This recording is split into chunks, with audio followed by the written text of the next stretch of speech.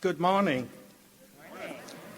Thank you and welcome to the ribbon-cutting ceremony for the Facility for Rare Isotope Beams. I'm Thomas Glasmacher, the EFRIB Lab Director, and since 2008 I've been the EFRIB Project Director. We have now successfully delivered this world-unique scientific capability for the United States Department of Energy Office of Science. And, yeah.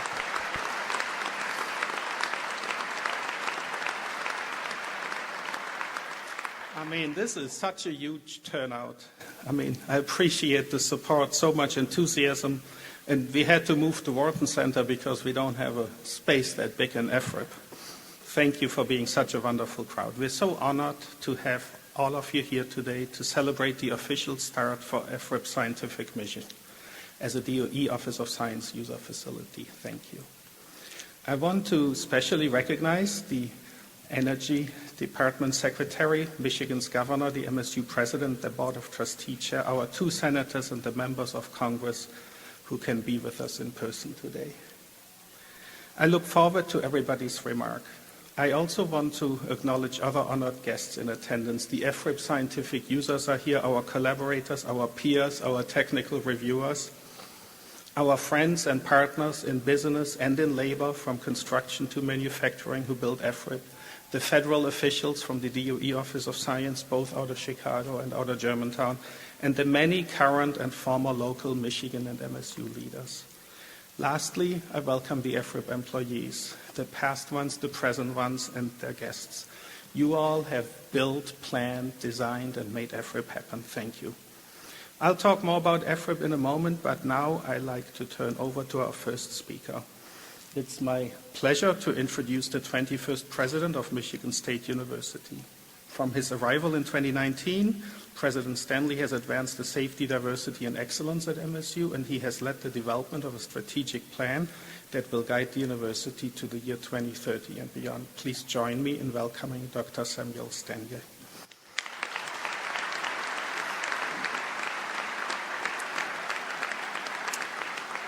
Well, thank you so much, Dr. Glasmacher, both for your introduction and, more importantly, for your leadership of EFRIB. It's a source of great pride to everyone here that such a huge and complex project was completed on budget and ahead of schedule.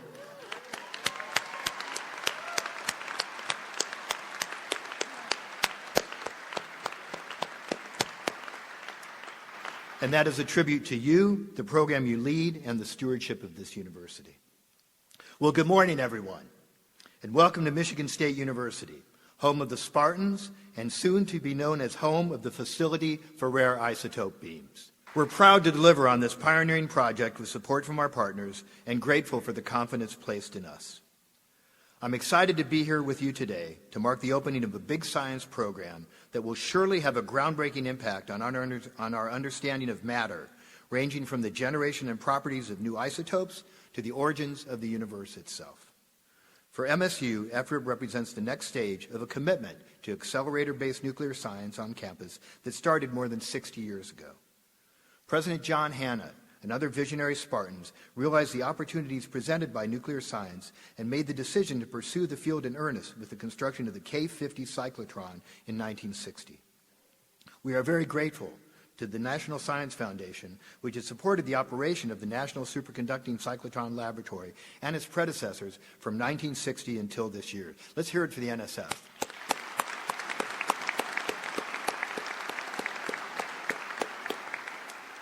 And when the nuclear physics community and the Department of Energy Office of Science recognized the need for EFRIB, former President Luana Simon encouraged the team to compete for EFRIB within the Department of Energy Office of Science.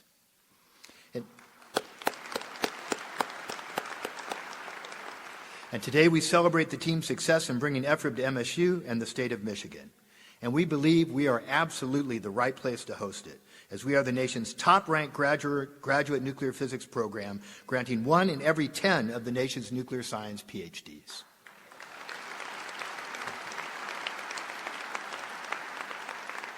Moving forward, we will build on the legacy of this innovation, including through our MSU 2030 strategic plan. The plan calls on the university to continue to be the global leader in nuclear physics. And I'm confident the FRIB program will be a gateway to a future of innovation and discovery, strengthening the university, the state, the science community, and multiple industrial partners. FRIB will do everything from expanding our understanding of the universe to advancing practical applications in medicine, nuclear security, environmental science, and more. With the opening of user operations, FRIB will also support a community of 1,600 scientists from around the world who will use this facility. It will help MSU continue to attract the best and brightest faculty, staff, and students to our campus and into our natural science and engineering colleges and other programs. I truly believe FRIB's location on this vibrant campus will unlock opportunities that we haven't yet imagined. And it's exciting to imagine how the program will contribute to a better future for our society in the years ahead. I'm grateful to everyone who brought us to this day and for the partnerships that will carry us into the next chapter of this story. Thank you all so very much.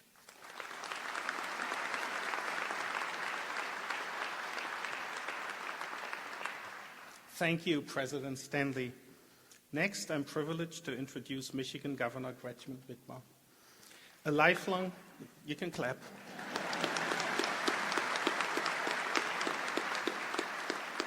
A lifelong Michigander, Governor Whitmore was sworn in as the 49th governor of Michigan in 2019. She's a two-time Spartan. She's a lawyer, educator, former prosecutor, state representative, and senator. And throughout her career, the governor has appreciated and supported the value FRIB brings to MSU and the economic impact it will generate throughout the state and beyond. It's my honor to welcome Governor Whitmore.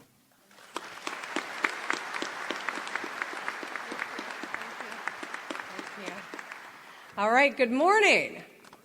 It's actually a great morning. I am so pleased to be here with you and President Stanley. I'm so grateful for your leadership of my alma mater. I am proud to be a Spartan more than ever, and today's a really exciting moment. I was chatting with Trustee Diane Byram and acknowledging that it was 2014 when we were breaking ground on this incredible undertaking, and what a phenomenal experience and opportunity it's been for the state of Michigan. And I'm thrilled to be here now as the governor of this great state. This FRIB is really the final step in a journey that began in 2008 and the beginning of a new chapter for Michigan and MSU's story. Over a decade ago, the Department of Energy, MSU, and the state came together to make a bet on Michigan. The bet has paid off, and thanks to the 1,500 construction workers and thousands of public officials, university staff, state employees who spent countless hours to make sure we got this done ahead of schedule and on budget, which is incredible considering everything we've been navigating. Soon, hundreds of scientists and support staff will call the FRIB and Michigan home. The FRIB is going to deliver significant economic benefits to our state as well. While I could go on and on about harvesting rare isotopes and heavy ion beams and short-lived nuclei and other basic nuclear physics concepts that we talk about at my dinner table every night, I won't. I do, however, want to talk a little bit about how FRIB will unlock Michigan's potential. Michigan State University is already home to the #1 physics graduate program in the nation. And with the FRIB, we're going to be building on that status. It'll have $4 billion impact on our state economy and will be a talent magnet that offers unparalleled research and learning opportunities for some of the brightest minds in America and around the world. And the experiments and research conducted at FRIB could lead to discoveries and breakthroughs and innovations that could happen at few other places on the whole planet. This is so exciting. The FRIB will ensure that Michigan is the epicenter of high-tech research, innovation, and job growth. And thanks to FRIB and MSU's Best in the Nation nuclear physics program, Michigan will be the international leader in rare isotope research, beating out China and South Korea. Leadership in this space will give American companies competitive advantages in commercializing the discoveries made here at the FRIB. They will create jobs in fields we haven't even heard of and start new businesses right here in Michigan instead of overseas. The work of the FRIB has a range of applications, from bolstering our national security and shoring up our energy independence to curing diseases and answering big questions about the origins of our cosmos. The folks at FRIB are going to get it done. This project is yet another example that Michigan is on the move and building an economy of the future with good paying jobs and opportunities for working families. We've added 21,600 auto jobs in the past three years, many in electrification and the future of mobility, including a $7 billion investment from General Motors, building electric vehicles that came as a direct result of the bipartisan collaboration we've done around economic development. We remain a top state for sustainable development, foreign direct investment, and manufacturing. Our unemployment rate is 4.4%, and we've added 174,000 people to the workforce year over year, and we continue to make historic investments in getting the basics done, roads and water and schools, job programs, so much more. So we've been through a lot, but tough times call for tough people. And if there's one thing we know about the people of Michigan is we are tough. Because of our grit and determination to get things done, we're here celebrating this incredible moment. What a huge day for the state of Michigan. Now, it's been a long time in coming, and a lot of folks work together to make this happen and to get it done. Michigan will soon be the obvious answer to a lot of questions. When a company is looking for cutting-edge energy innovation and is deciding where to expand, the answer is Michigan. When esteemed academics are gauging where to do more groundbreaking research, the answer is Michigan. When an aspiring PhD student is considering where to bring their talents, the answer is Michigan. And when Netflix is commissioning a sequel to Don't Look Up, the answer is Michigan. I hated it when they dismissed the MSU researcher Leonardo DiCaprio. They should have listened to MSU, right? Well, I can't wait to see how the FRIB unleashes the incredible potential in this project, and I'm so happy to be here with all of you. Congratulations. This is something that everyone in this room shares. Congratulations, and let's keep working to get things done. Thank you.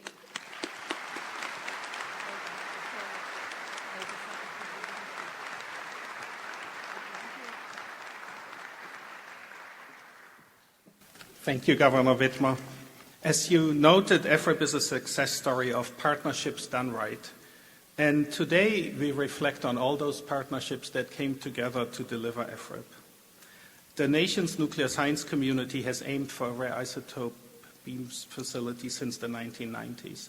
And following a competitive procurement process, the Department of Energy Office of Science awarded the project to MSU in 2008. We started in 2009 with the design work and then followed by civil construction in 2014. In 2016, we started installing the accelerator. And with an incredible project team, outstanding commercial and union partners, we built FRIB safely, on budget, and ahead of schedule. Remaining on schedule, though, was made possible by Congress appropriating each year the construction funds that were agreed to in 2013 in the baseline plan. So thank you for every year appropriating the right amount.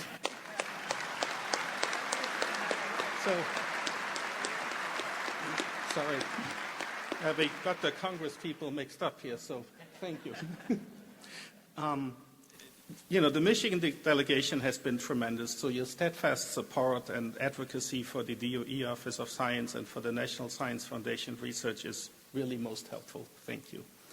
NSF support for nuclear physics at MSU dates back to 1960s.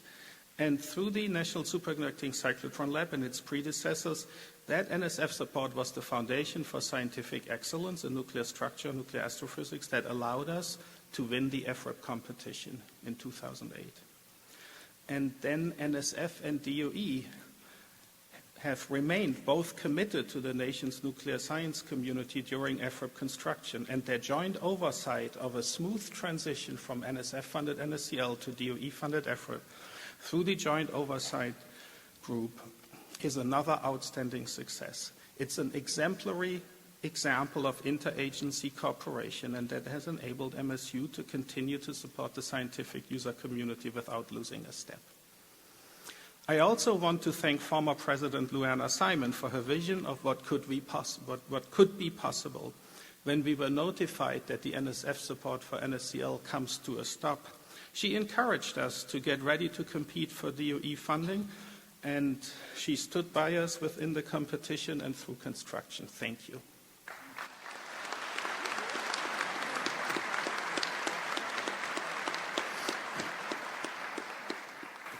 We're grateful and humbled to have been entrusted with public funds to build this $730 million facility. EFRIB will be the core piece of our nation's research infrastructure, and today we cut the ribbon to begin our mission of enabling scientific discovery. More than 1,600 scientists are eager to come to EFRIB because we will be the best, most powerful superconducting heavy ion linear accelerator. And we can't wait to see what researchers discover. We also can't wait to see EFRIB's impact on developing the next generation of scientists and accelerator experts who will get world-unique training at EFRIB. To my EFRIB colleagues and partners, I'm so proud to be standing here with you today. We designed and built EFRIB from the ground up together, a one-of-a-kind machine that will enable breakthrough discoveries and inspire applications that will change lives. I thank you for your commitment, your passion, your perseverance that fueled the idea of EFRIB into reality. Thank you. Michigan State University's Board of Trustees, and in the audience, you have provided steadfast support every step of the way. Thank you for the trust you have placed in us. And it's now my privilege to introduce MSU Board of Trustee Chairwoman Diane Byram. She joined the board in 2008 when we were awarded EFRIB, and then she was re-elected in 2016. So Diane is an MSU alumna, a veteran politician. She served more than 20 years as a county commissioner, state representative, state senator. And you were the first woman elected as the State House Democratic leader in Michigan. And so Trustee Byram has followed this EFRIB project throughout. You joined us in 2008. Thank you and welcome.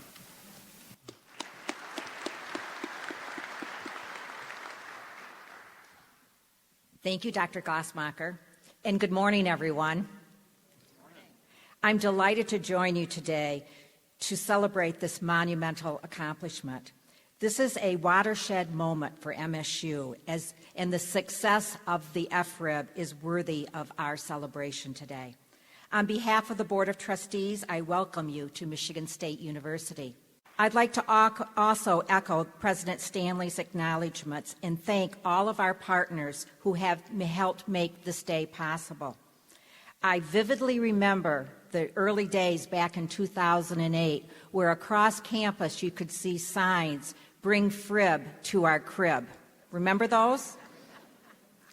This has been a massive collaboration and clearly demonstrates what can be accomplished when we work together for a common goal. My fellow trustees and I have had many opportunities to support exciting projects from concept to execution at Michigan State. These include academic and residential buildings, research and sports facilities, art museums and agricultural spaces, libraries, and more. All of these projects are very important to our institution. They're valued by our faculty and staff, and they provide essential educational resources to our students. I think today, however, we are celebrating one of the most remarkable projects in Michigan State University's history, one that will make a huge impact on our state, nation, and world. Like our other speakers, I look forward to seeing all the ways EFRIB will contribute to a brighter future, from advancing homeland security and medicine to answering the big scientific questions of our universe. I'm also excited to know how this program will advance students' learning and success. The opening of EFRIB here today on this campus offers one-of-a-kind learning experiences for the next generation of scientists.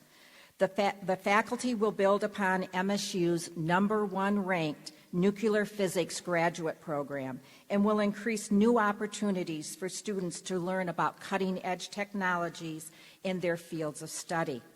The Board of Trustees and I are proud to support the opening of this monumental facility that will build pathways for success for our students. Together, Spartans will change the world, and I look forward to the bright future we will create together. Thank you.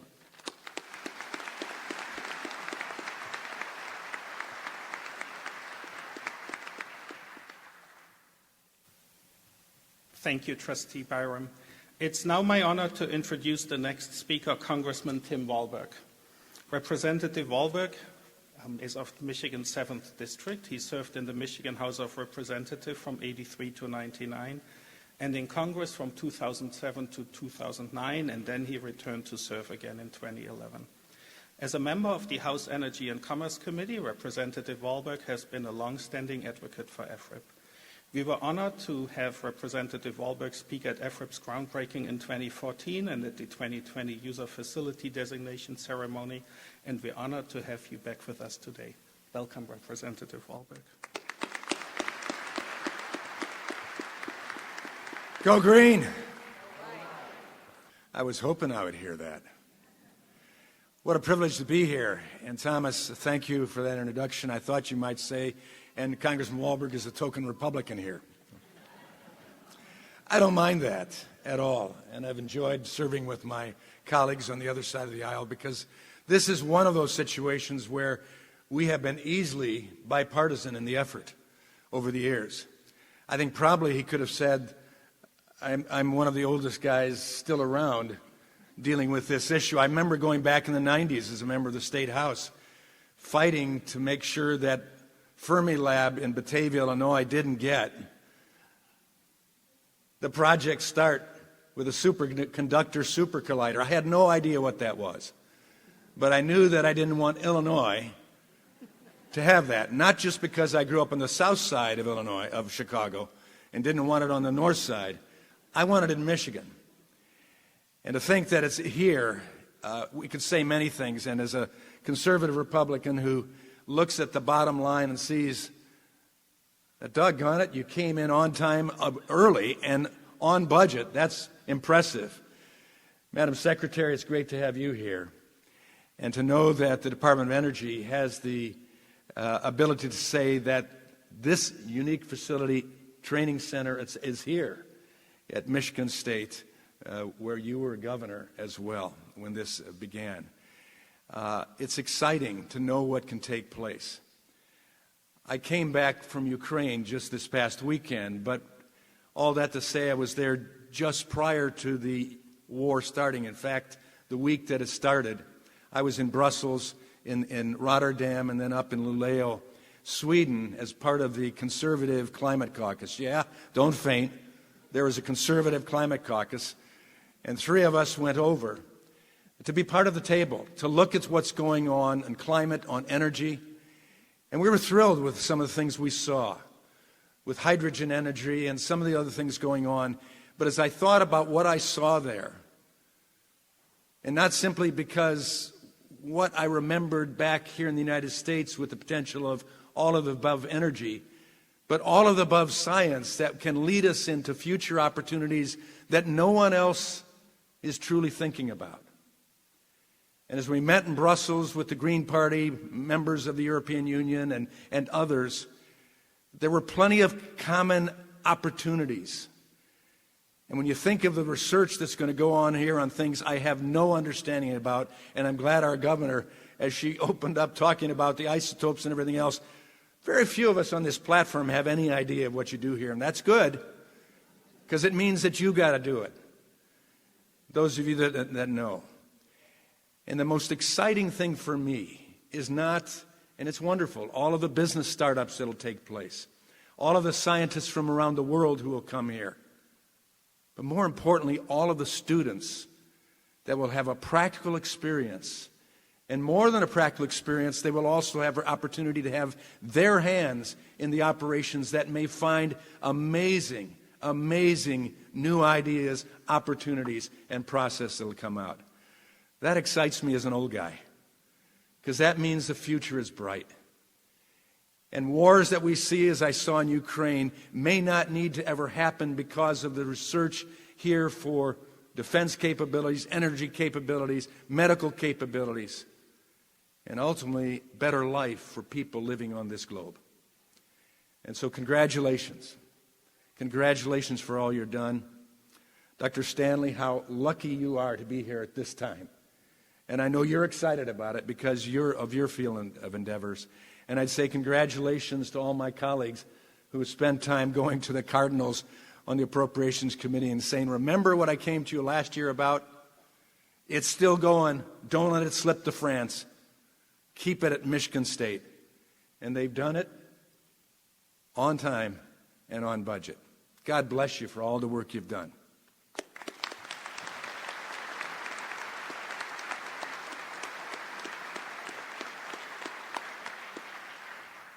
Thank you, Congressman Walberg. I'm now pleased to introduce Congresswoman Brenda Lawrence of Michigan's 14th District. A Vice Chair of the House Appropriations Committee, Representative Lawrence works with her congressional colleagues to provide strong funding for nuclear physics and many other programs that serve the foundational bedrock of the Spartan community. Her advocacy for EFRIB on the Appropriations Committee has been invaluable. Welcome to MSU, Congresswoman.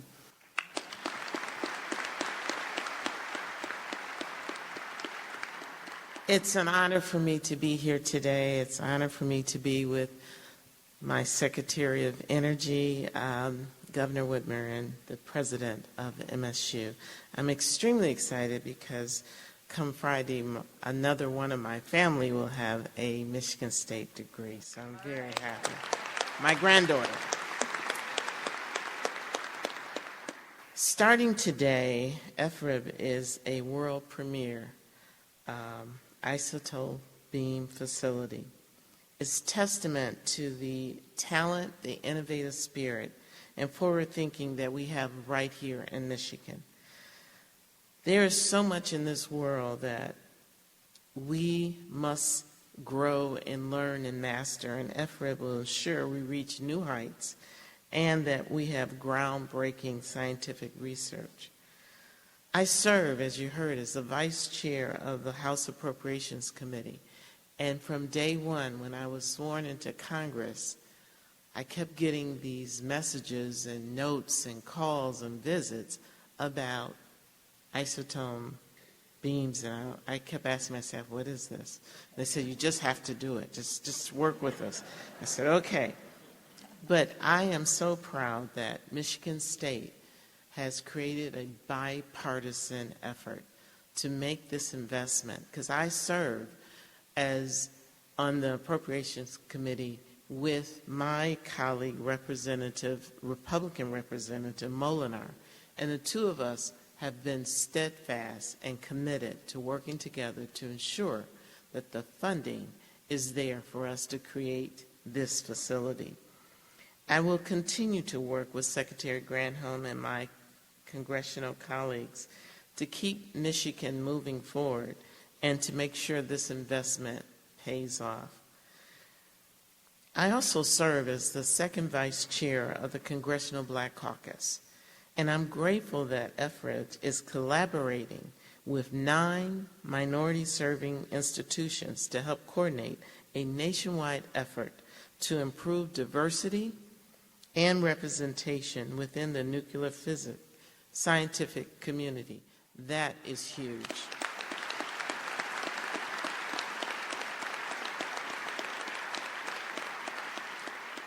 Because as this institution, Michigan State University, thrive on the message of diversity and inclusion, we need everyone at the table, because to win the future, and that's what we're doing today, we need all hands on deck. I want to thank all the hard work of the scientists, manufacturers, and the employees throughout Michigan. I thank you because I don't have to blow my brain up trying to understand this. I just need to support you, and I do that through appropriations and through my votes.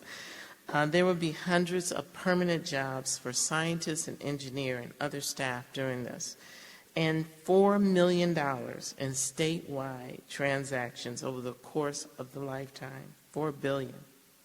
And over $205 million And see, I'm a former mayor, and every time I would cut a ribbon, I would smile and say, let the taxes begin to flow. So when we cut this ribbon, over $205 million in new tax revenues, this facility is nothing short of transformational. And I'm grateful to play my small part in this. And I can't wait to see how we're going to rock the world and show not only the country of the United States of America, but the world on a global platform, how amazing we are here in Michigan. Thank you so much.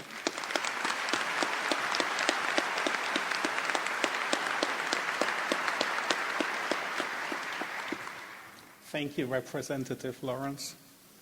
Now I'm happy to introduce our Congresswoman, the one for our district, Michigan's 8th District, Representative Alyssa Slotkin. Since her first days in Congress in 2019, she led the bipartisan Michigan House delegation support for the DOE Office of Science, Nuclear Physics, and for EFRIB. We were honored to have you join us in the 2020 User Facility Designation Ceremony, and we're happy to welcome you back. Representative Slotkin, thank you for being here today. Well, hello, everybody. I know you've heard lots of speeches, and what I want to just basically reinforce is what some of my colleagues have already mentioned. This is how it's supposed to work in government, right? We're supposed to be able to hear the demand signal from our amazing research institutions, coordinate with the local community, with East Lansing and Lansing, and then advocate on a bipartisan basis, local officials and federal officials. And that is what we've been able to do over multiple administrations as Congress has changed hands many times. And just a couple of moments behind the scenes of what it actually means to advocate for all of my colleagues up here is Michigan State will say we need these things in order to stay on time and on budget. And then we in Congress, along with our friends in the Senate, we literally write a letter that puts down in writing what we need from the Appropriations Committee, what we need in the House and the Senate, and then on a bipartisan basis we go and fight for that money. Whatever committees we're on, whatever place we have special leverage. I'm a national security person by training, so the Armed Services Committee is where I spend a lot of my time. But we have fanned out as Michigan representatives in order to fight for projects like these, in addition to things like the Great Lakes, and I think it demonstrates that it still can work. That it still can work. So I couldn't be more pleased, and just to put a very fine point on it, we have spent from the federal government, we've secured, I should say, not quite yet spent, $635 million in federal funding over the lifetime of this project. There are very few projects across the country that can say over this lifespan have been able to keep up that bipartisan support. And I think the thing that was mentioned is that that money not only will go to Michigan State and the research and the manufacturing community or the labor community that built all these facilities, but the spinoff for the local community in jobs, the spinoff in the innovation, the companies here in East Lansing and Lansing that are springing up because of the FRIB, I think means it's a force multiplier across the country. And across the region. And then lastly, as Mr. Wahlberg said, I think the world is getting a real wake-up call on the issue of nuclear physics lately because of Russia's invasion of Ukraine, because I now have 13-year-olds asking me about the prospect of nuclear weapons being used in Europe, and because of the demand signal on energy and the need to diversify our energy sources. So I think it couldn't be a more prescient time for this amazing institution to fully come into being. If you haven't done the Family Day, the once a year that they open up and you can go and visit, I highly recommend it. It's amazing. Only in Michigan can we manufacture that kind of precision instrumentation. Only in Michigan State can we attract the top-level folks from across the country, and I couldn't be more proud to lead the congressional effort on fighting for those last dollars. So congratulations.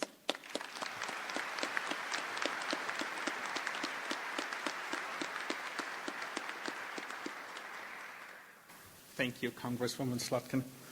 Now we'll hear remarks from Senator Gary Peters, who, like the governor, is an MSU alum. Senator Peters served in the Michigan State Senate and was elected to the U.S. House of Representatives in 2008 and to the Senate in 2015. Senator Peters has tirelessly worked to secure EFRIB's smooth transition from the NSF to the UE and from construction to operations. We were honored to have you give remarks at the 2020 User Facility designation, and we're equally honored to have you back today. Welcome, Senator Peters.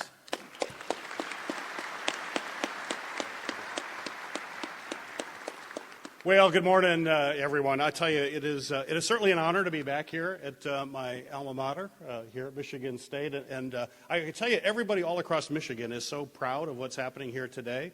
But those of us who have had the privilege of attending this amazing institution and being with the professors and all the faculty and the staff, we have a special element of pride to see this historic moment happening here on campus.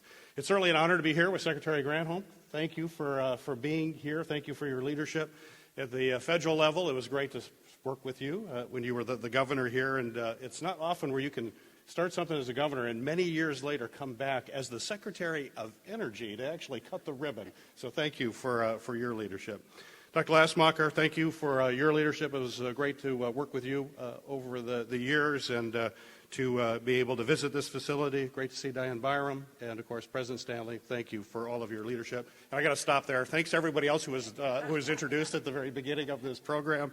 But I want to thank everyone who's here in the audience. All of you just played an instrumental role to make this happen, and I think I speak for everybody. We say we just can't wait to see what happens going forward. The road to not only build this world-class facility, but to secure the federal resources and support needing to make it possible, as you've already heard from the previous speakers, was a very long one. And that's why all of us here on the stage just can't wait to see this ribbon cut, to see this facility get up and started. I was certainly honored to work with all my colleagues here to make this funding possible, and as you've heard, in a bipartisan way, which means, yes, Alyssa, it can still work if we are committed to making this happen. But we're committed to making this happen because of all of the energy and support of everybody here in this auditorium, all of you who believe so much in this project, understood the possibilities that would arise as a result of this project, and that was able to make this happen. There's no question that basic scientific research and development is the seed corn of our economy, and innovation helps generates the opportunities for new industries to arise and increase productivity and enhance American competitiveness.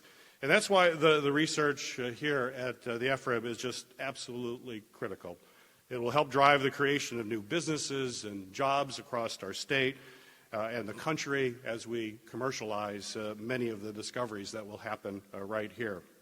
In addition to working to fund the EFRIB, I was certainly proud to work with folks here at Michigan State and their government relations team, which does an outstanding job of keeping us informed of what's happening here, and then the collaboration with so many other folks here at MSU to craft some other bipartisan legislation that was signed into law to make the first major update in federal research and technology policy in over a decade, emphasizing the need to maximize basic research opportunities, to reduce some of the administrative burdens for researchers. I heard a lot about administrative burdens for researchers, and encourage scientific entrepreneurship.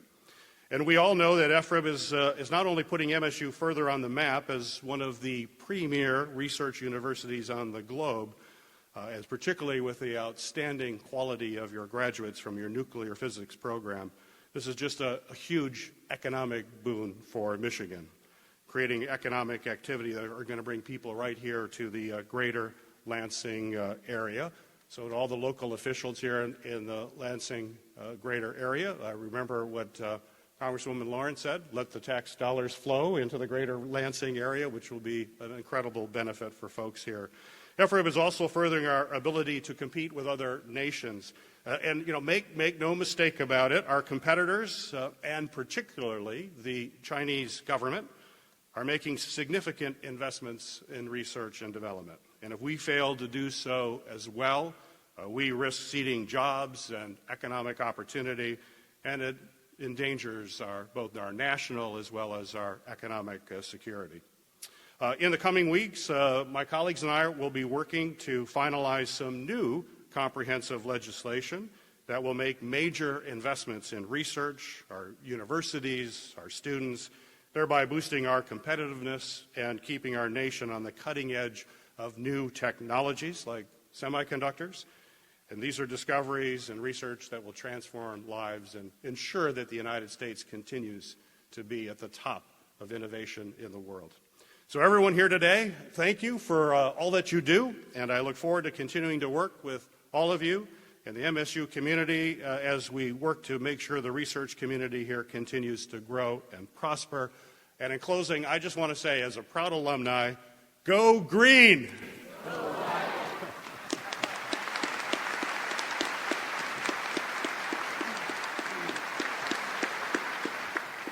Thank you, Senator Peters. It's now an honor to introduce Michigan's senior senator and third Spartan amongst today's speakers, both with a bachelor's and a master's degree from MSU, Senator Debbie Stavana. She served for 12 years in the Michigan House and for 4 years in the state Senate. In 1996, she was elected to represent Michigan's 8th congressional district in the House of Representatives. And in 2000, Senator Stavana became the first woman from Michigan elected to the United States Senate. Since its earliest days, Senator Stavana became a stalwart champion for EFRIP and the scientific breakthroughs it will make possible, leading the efforts to ensure the federal funds for EFRIP's construction. We were honored to have Senator Stavana speak at EFRIP's groundbreaking in 2014, as well as deliver remarks at the 2020 User Facility Designation Ceremony. And we're honored to have you back today. Welcome, Senator Stavana.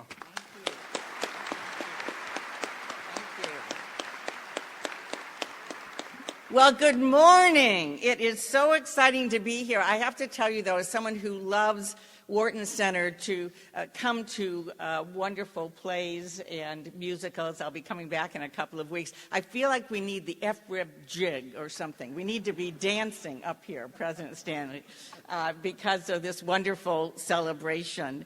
And I also have to say that, and I want to thank everyone. This is the team. Everybody, this is the Spartan team. Everybody, thank you, thank you, thank you, thank you, thank you, and to all of you. But I also have to say that on Friday I was here because we were kicking off the 5-year bipartisan effort to do the next Farm Bill. We started it right here at Michigan State. It was a bipartisan day, and it was exciting to talk about agricultural research and bioenergy research and all of the important efforts around food and farm and rural community efforts that we need to do together. So every day, Michigan State is making a difference. Every day, Michigan State is making a difference. And this facility, I'm not sure there is anything bigger that's going to have had an impact on the Michigan economy, not just Michigan State University, but the Michigan economy.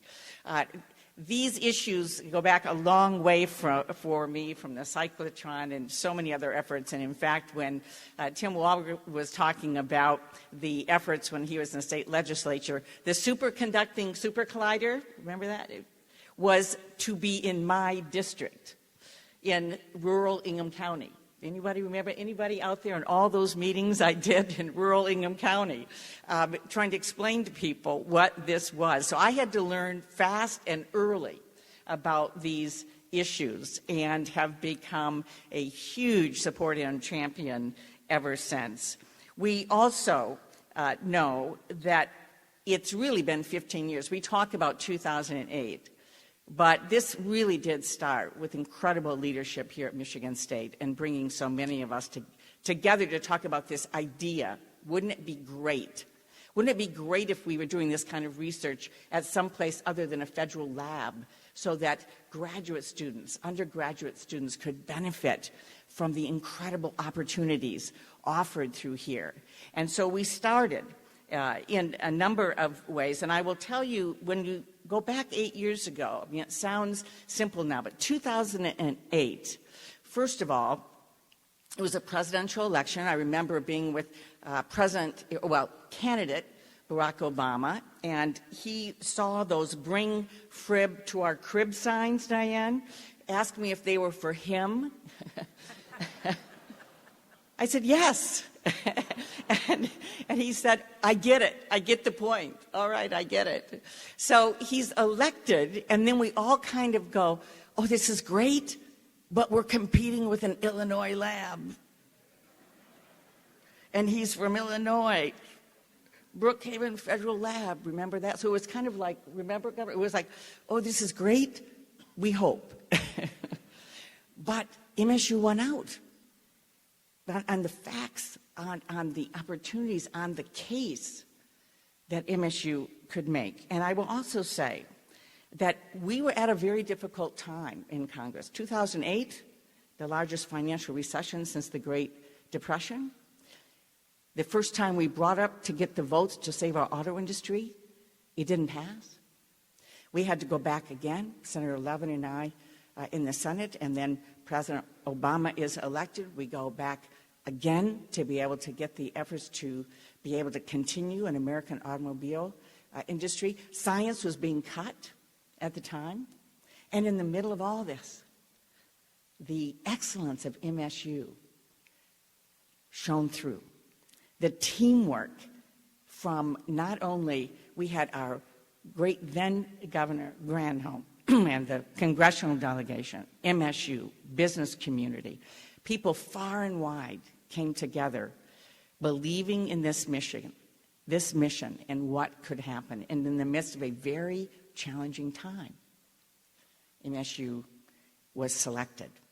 And we were able to go on then, step by step by step, to get the initial funding, to get the annual funding. It's great to have wonderful people on our Appropriations Committee. Thank you, Senator Lawrence.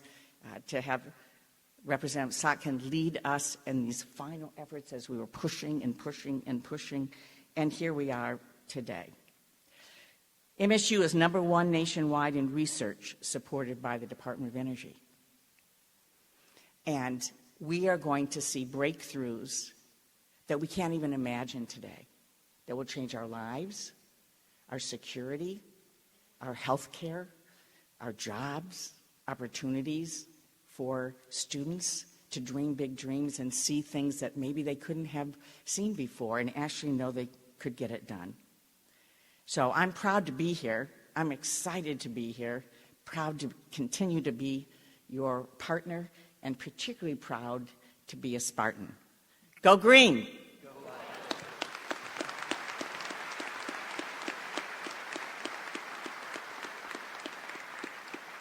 Well, thank you, Senator Stavana.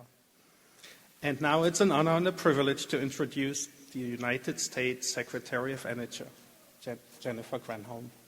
And as you heard, her support for EFRIP went back to when she was the governor. She understands the promise of EFRIP to cutting-edge research in the communities and new market sectors in Michigan and across the country. We're grateful for your leadership, and thank you, Secretary Granholm, for joining us in celebrating the start of EFRIP Science today. Thank you, Director Glassmacher. Listening to Senator Stavana and thinking about 2008, and for those of you who remember it, it was just so brutal of a time. And many of us up here were working together to try to lift Michigan from its knees. And it was hard. And in 2008, the notion of being able to give people hope about the future was really important, even as people were struggling so much, and the auto industry was struggling so much, and the workers were struggling so much. And so when the cooperative agreement was reached, when MSU was chosen, it just gave this beam of hope that sliced through what was really such a painful moment. And often there's an old proverb that says, sometimes leadership is planting seeds under whose shade you will never sit, planting trees under whose shade you will never sit. And just personally for me, to be able to come back at this moment, to be able to sit under the tree that you all have been watering and nurturing and planting, and being able to then show another light into the future, which is what will happen For those of you who have not seen the facility or been inside yet, and I know a number of you have already, but the idea that this massive series of pieces of equipment, the bended forms of metals, the huge technology and computers associated with this facility for rare isotope beams, the fact that this massive investment is researching the tiniest of particles, the subatomic particles. It is mind-blowing. And what the president wanted me to come today to say is that we in the United States, and now MSU and Michigan in the lead, are going to invest in that future. We're going to invest in curiosity-based research and research that leads to cures for cancer, that leads us to be safe in a nuclear age. We're going to invest in the future. We're going to invest in the students here. It doesn't always have to be at a lab. DOE has 17 national labs. It doesn't always have to be inside the lab. We have 28. This is called a user facility. We have 28 user facilities across the country.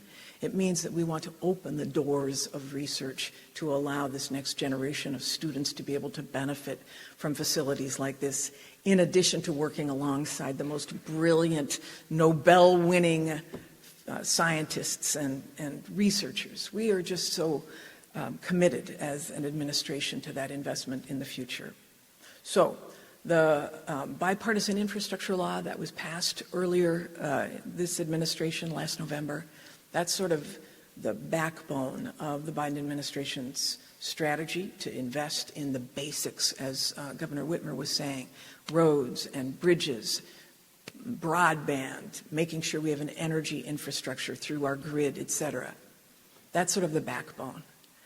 And the brains will be the piece of legislation that Senator Peters was referring to, which is the Bipartisan Innovation Act. And we know that we have bipartisan support for investing in the brains of this country, that we are not going to be overtaken by China or by others who are equally hungry to be in the lead. We have to invest in order to be in the lead.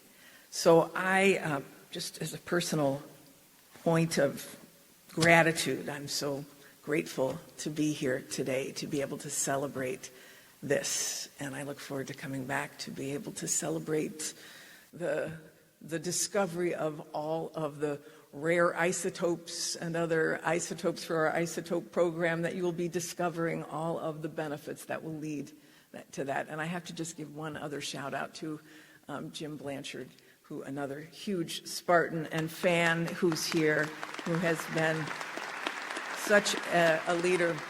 This has been a three-governor journey, a multi-member of Congress journey, a huge lift by the trustees and by MSU presidents. And Thomas, you've been there from the beginning, so thank you for your leadership as well. Let's get this done.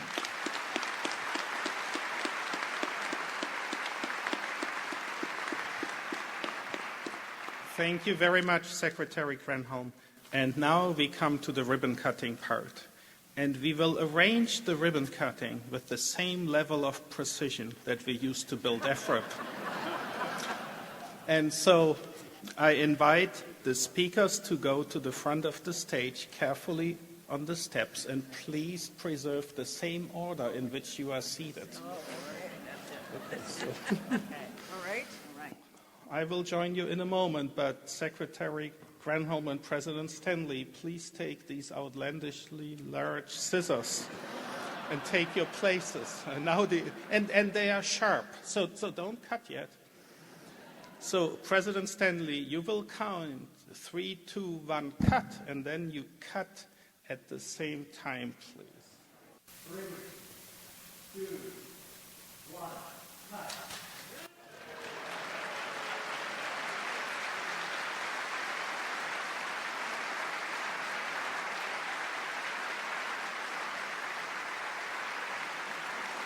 Okay. So please stay. I'll close this program here in 1 minute. It's the end of our formal program. I want to extend one more time our sincerest gratitude on behalf of Michigan State and the Facility for Rare Isotope Beams to everybody. To all of our speakers, I know you made an extra effort to come. Thank you so much, and thank you for your support over 15 years. To the audience, please file out safely to the lobby, and we invite you to take a celebratory FRIP cookie made by the MSU Bakery on the way out. Thank you, and have a nice day.